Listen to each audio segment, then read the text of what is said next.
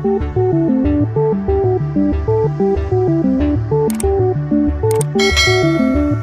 Everyone, आज हम set theory देखेंगे और आज हम कुछ प्रॉपर्टीज देखेंगे। तो चलिए शुरू करते हैं इससे। सबसे पहले जो प्रॉपर्टी है हमारे पास, a set and it's complement a set and its complement are disjoint. That is, they do not have any common element.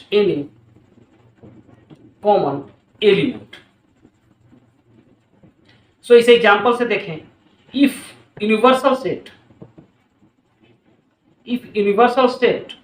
Sai, हमने एक यूनिवर्सल सेट साई लिया।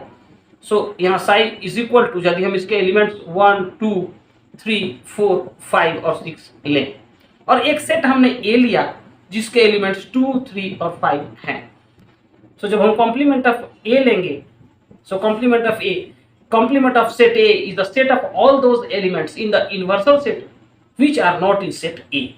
सो यहाँ 2 3 और 5 को यहाँ से हमें छोड़कर देखना होगा। सो 2 3 और 5 को जब हम छोड़कर देखेंगे, सो कॉम्प्लीमेंट ऑफ ए या ए डैश्ड के जो एलिमेंट होंगे 1 4 और 6 मिलेंगे। सो किसी भी सेट और उसके कॉम्प्लीमेंट में कोई एलिमेंट कॉमन नहीं होगा, जैसा कि हमने यहाँ एग्जांपल से दिखाया। सो हम कह सकते हैं कि set and it's complement are disjoint. तो दूसरा जो हमारे पास प्रॉपर्टी है, the complement of the empty set is universal set. That is phi dash, that is complement of empty set is equal to universal sets, that is universal set को हमने psi से denote किया। सो phi dash is equal to psi।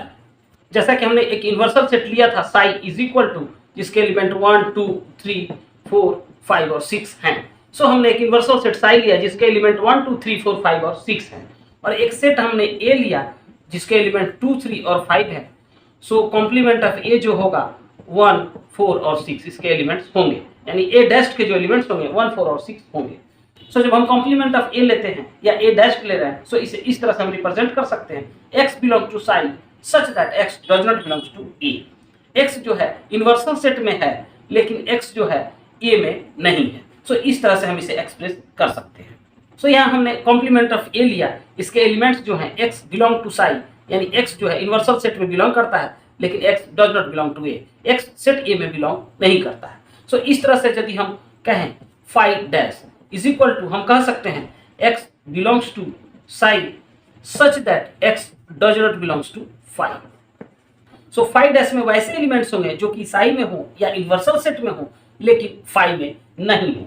लेकिन phi जो है empty set है, जितने भी एलिमेंट्स साई या इस यूनिवर्सल सेट में होंगे वो सभी phi डैश के एलिमेंट होंगे। सो इस तरह से हम कह सकते हैं कि phi dash will be equal to psi, that is phi dash is equal to universal set Sai.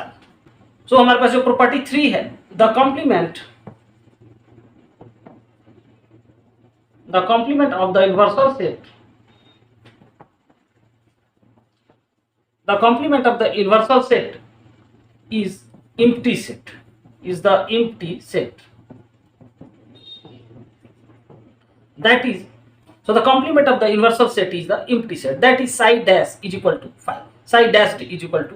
so यहाँ हमने एक यूनिवर्सल सेट साई लिया जिसके एलिमेंट 1 2 3 4 5 और 6 है, और हमने एक सेट ए लिया जिसके एलिमेंट 2 3 और 5 हैं। सो कॉम्प्लीमेंट ऑफ ए जब हम लेंगे, सो कॉम्प्लीमेंट ऑफ ए के एलिमेंट्स वैसे एलिमेंट्स होंगे जो सेट ए के यूनिवर्सल सेट में सेट ए के एलिमेंट्स को छोड़ देने के बाद हमें मिलेंगे, यानी 2 3 और 5 इन तीनों एलिमेंट्स को यदि यहाँ से छोड़कर हम देखें तो 1 4 और 6। इस एग्जांपल के आधार पर हम लिख सकते हैं A dash is equal to x belongs to psi, वैसे एलिमेंट जो कि यूनिवर्सल सेट में हैं, यानी x belongs to xi such that x does not belongs to A. So A dash के एलिमेंट जो है 1 4 और 6 साई में है या यूनिवर्सल सेट में है लेकिन ए में नहीं है। सो हमने ए डैश या कॉम्प्लीमेंट ऑफ ए को सेट मिलर फॉर्म में जब रिप्रेजेंट किया, x बिलोंग्स टू साई या x belongs to universal set such that x does not belongs to set A. So x वैसे एलिमेंट है जो कि यूनिवर्सल सेट में है लेकिन ए में नहीं है।